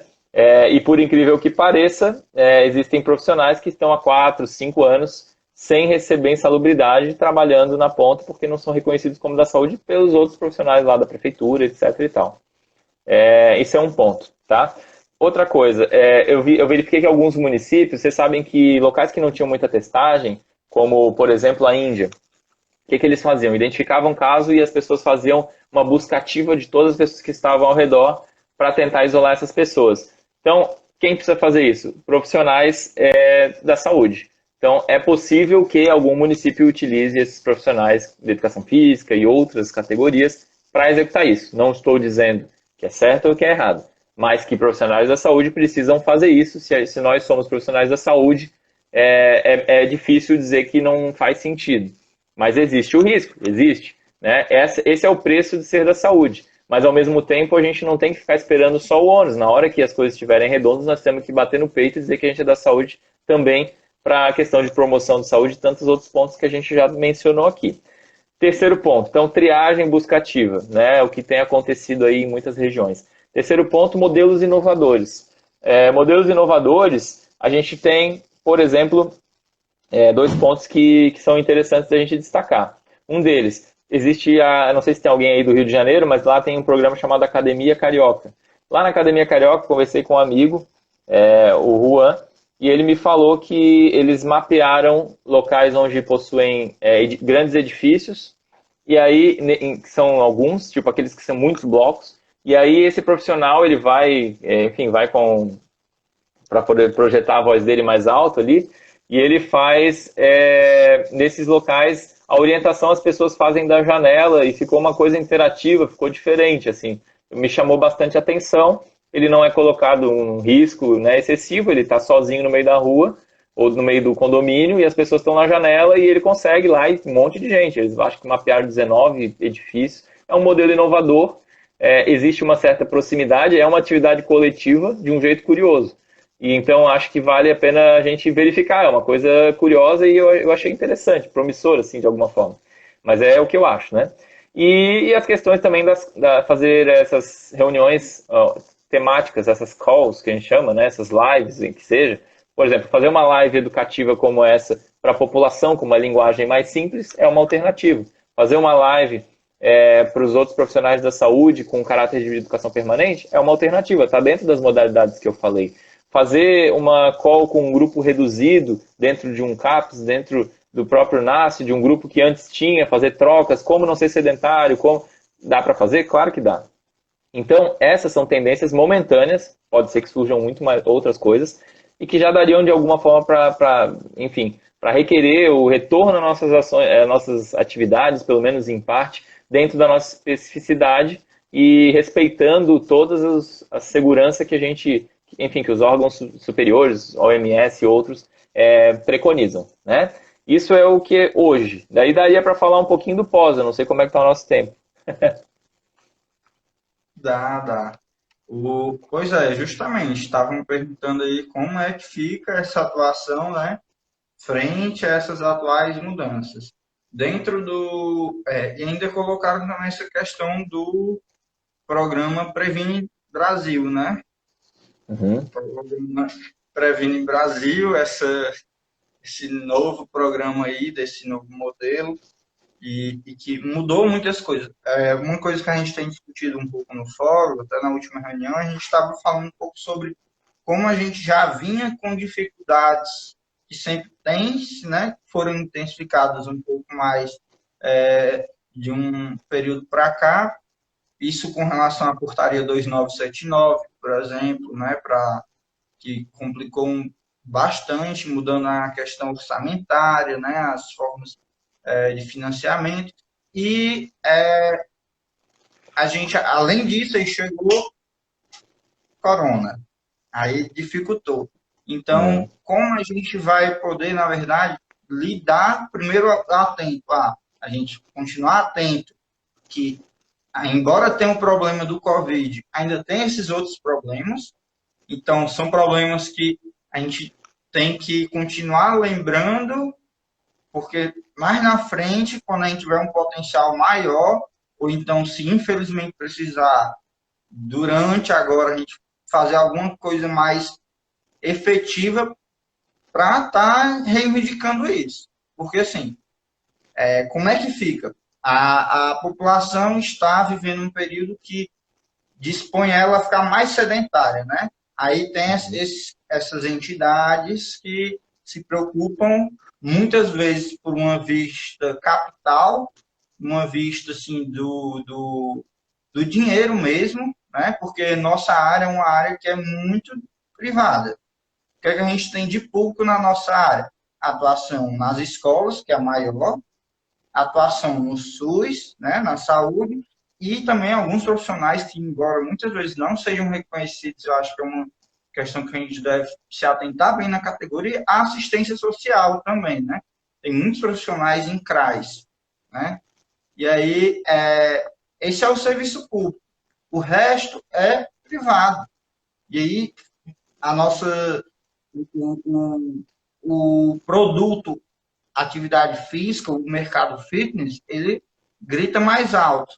Então, quando a gente vai falar em, não, nesse momento seria interessante fechar, por causa de uma questão de saúde, como a gente na live passada, numa dos banners de divulgação que a gente estava colocando, né? Será que o sedentarismo ele pode gerar saúde, né? Sendo uma brincadeira Uhum. no sentido que, não, o sedentarismo em si não gera saúde, mas será que eu me expor ali está me gerando? Será que, como é o custo-benefício, né, dessa equação? Uhum. E aí, não querendo arredondar mais, mas como fica então esses nossos pensamentos do pós? A gente sabe que essa pandemia ela veio para mudar muitas coisas. As aulas online, essas questões EAD que o senhor já citou, já são um ponto muito importante.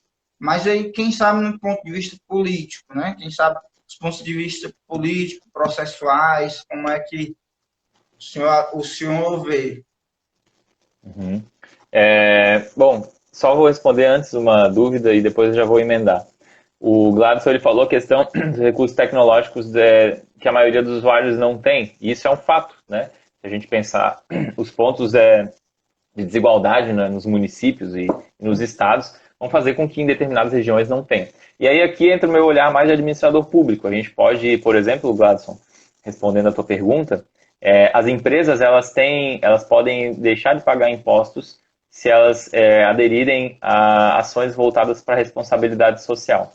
Se a gente pegar essas empresas para bancarem, por exemplo, tablets, que vão ser utilizados de maneira, por exemplo, eu estou bolando e pensei aqui, quando eu vi tua pergunta e pensei, por exemplo, poderiam ser adquiridos tablets pelo município e aí o agente comunitário ou o próprio profissional deixaria esse tablet que seja, quando for fazer algum tipo de ronda, para esses usuários verem a aula ali, receberem essas orientações e depois poderia ser devolvido, porque o custo seria da empresa, não seria do município, e economizaria um monte de recurso com medicamento a posteriori. Então, daria para fazer projeções nesse sentido, mais no âmbito da inovação. Só queria responder o Gladson, mas é que isso exige um pensamento bem fora da caixa, que a maioria dos gestores municipais não vão ter, né? Mas haveria possibilidade, tá? Sobre o que tu falou, né? Eu recentemente fui convidado para falar como técnico da área da saúde na discussão da Lei de Diretrizes Orçamentárias da Prefeitura de Florianópolis. E lá, muito estava se falando das questões do apagar o fogo mesmo, né? Porque a gente aqui está tranquilo, entre aspas, mas muitas ações estão sendo realizadas, enfim, a questão orçamentária ela é mexida, né, volta e meia. E aí a minha abordagem ela foi um pouco mais crônica e para o momento pós. Por quê? porque a gente sabe que, do ponto de vista epidemiológico, vai ter um aumento do sedentarismo, a gente sabe que vai ter um aumento da obesidade, a gente sabe que a gente vai ter mais usuários com descompensação de hipertensão, diabetes, isso vai gerar mais custo por conta de medicamentos. A gente sabe que a gente vai ter explosão nos CAPs, porque a gente já percebe isso hoje, a gente tem sempre... Duvido que ninguém aí, que alguém aí não conheça alguém hoje que esteja um pouco estressado, ou mais ansioso, ou dizendo, meu Deus, quando é que isso vai acabar?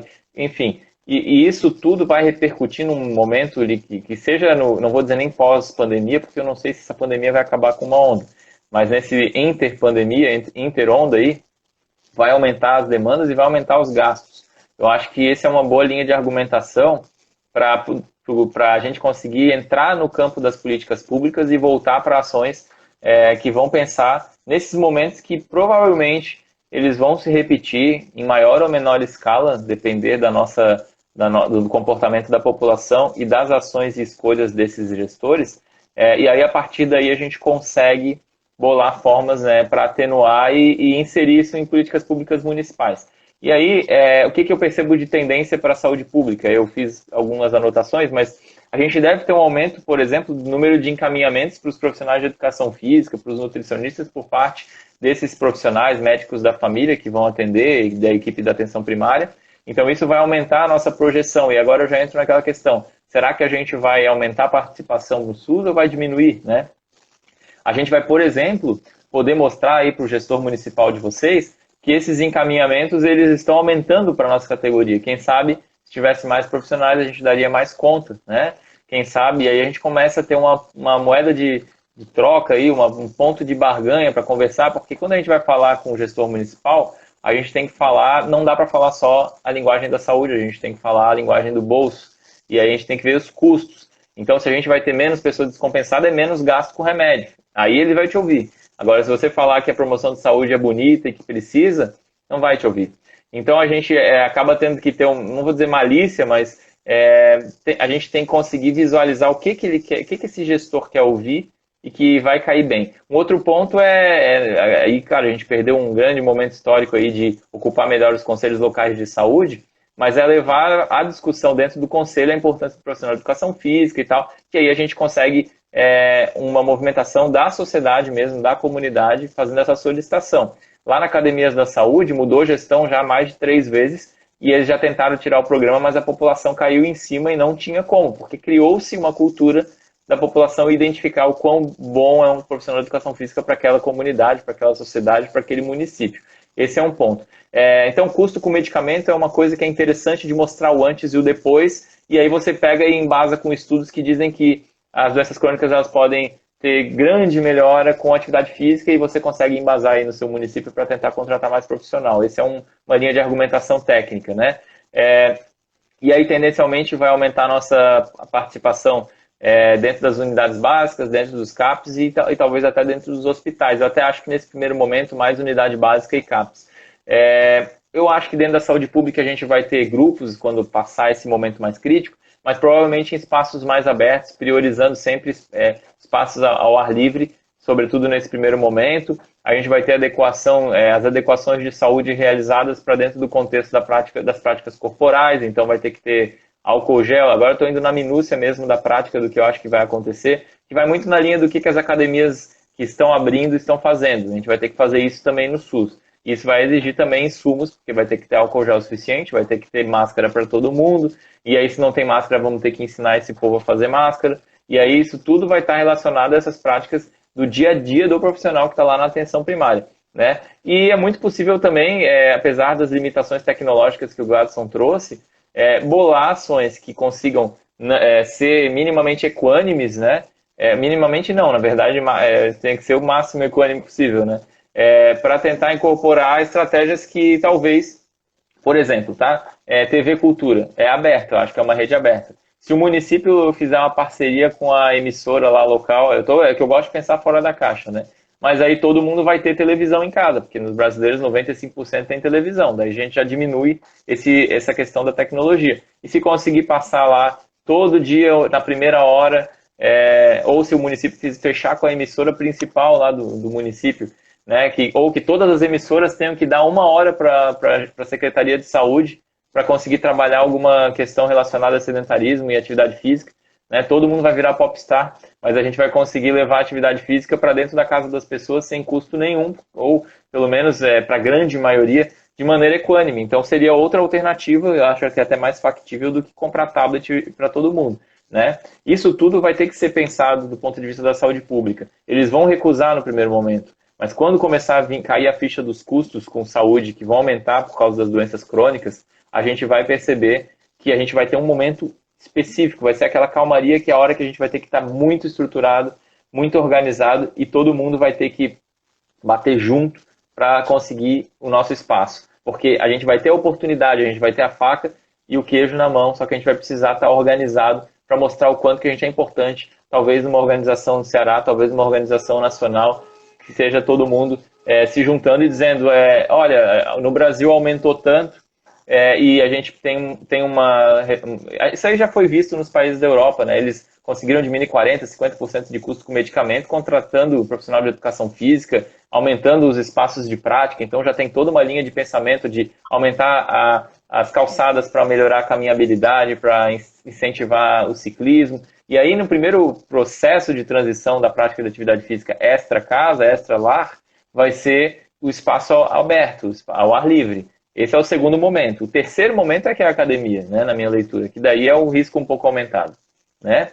E infelizmente, não é uma visão de... Infelizmente, não é a visão do dinheiro, né, às vezes. A gente sabe, reconhecendo, a gente sabe que tem colegas que estão em dificuldades muito grandes financeiramente, né?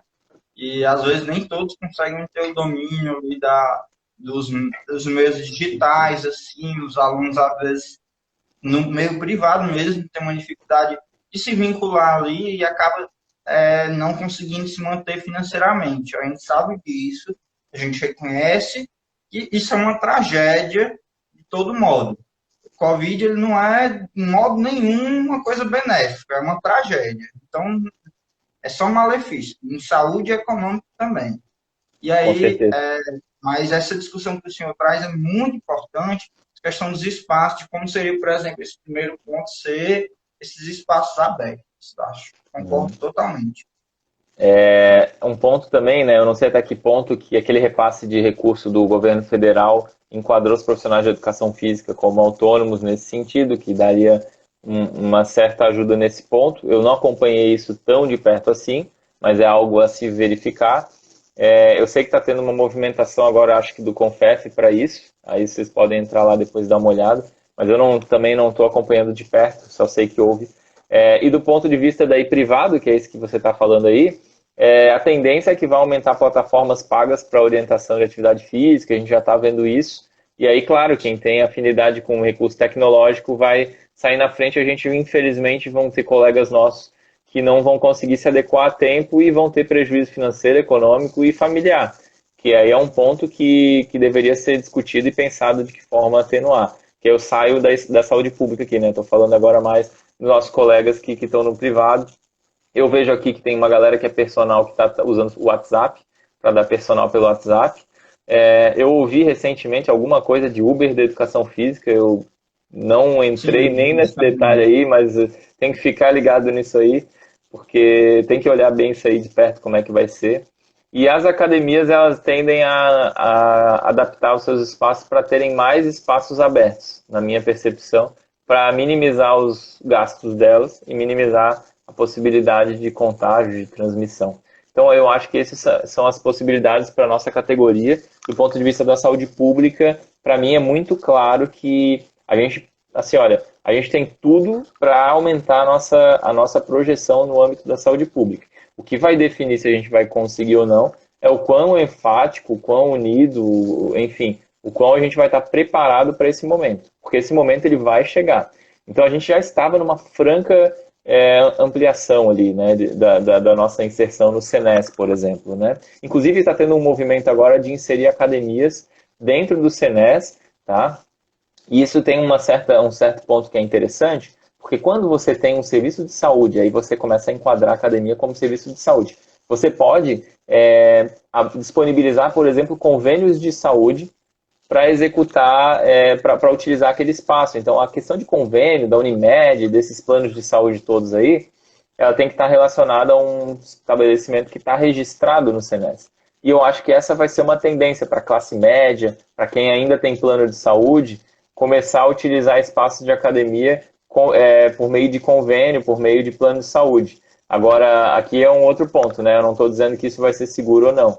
Só estou falando que isso deve acontecer porque agora, aqueles que não tinham se tocado que a gente é da saúde, e agora com essa essencialização que eu não concordo muito, meio que fez com que as academias se percebessem como da saúde, claro, para se adequar ao contexto, principalmente econômico. Mas lá no fundo é interessante saber que a academia vai se ver como da saúde, porque sempre foi.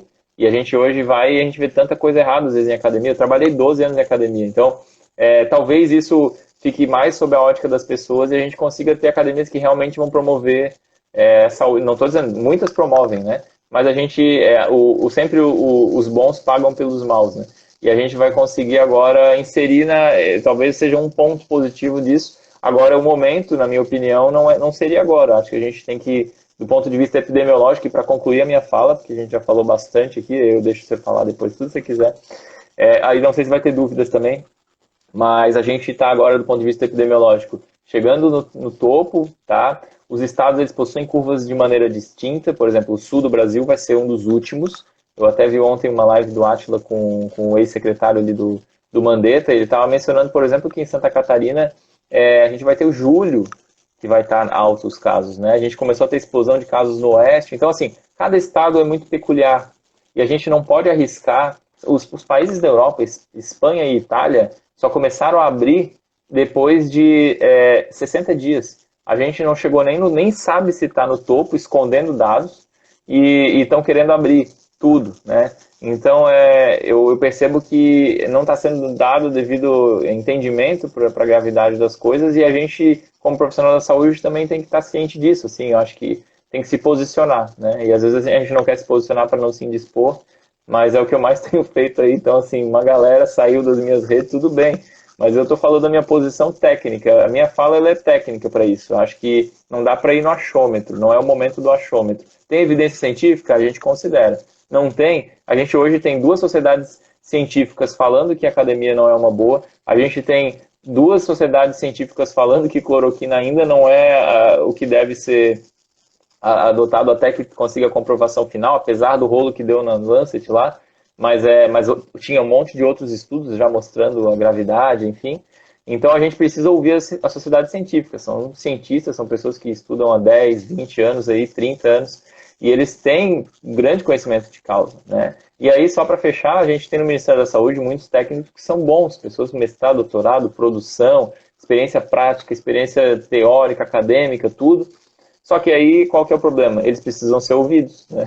Então, assim, a gente, às vezes, quando a gente fala do Ministério, não é falta de técnico lá, não. Na verdade, a questão lá o último filtro antes de sair para publicar um dado, né? Quem que vai dar a última lida, né? Mas eu acho que é isso. Daí eu concluo minha fala aqui. Não sei se tem pergunta, mas eu fico à disposição. Vocês viram minhas redes sociais ali, Real Paulo Sérgio, pode entrar lá, perguntar também. Se quiser fazer um balãozinho de pergunta aí depois também, daí a gente pergunta, responde aqui, ou estou à disposição e um grande prazer aí poder falar com todo mundo. Show, professor. Bem, então acho que a gente vai finalizando. Eu agradeço demais a você, doutor Paulo Sérgio.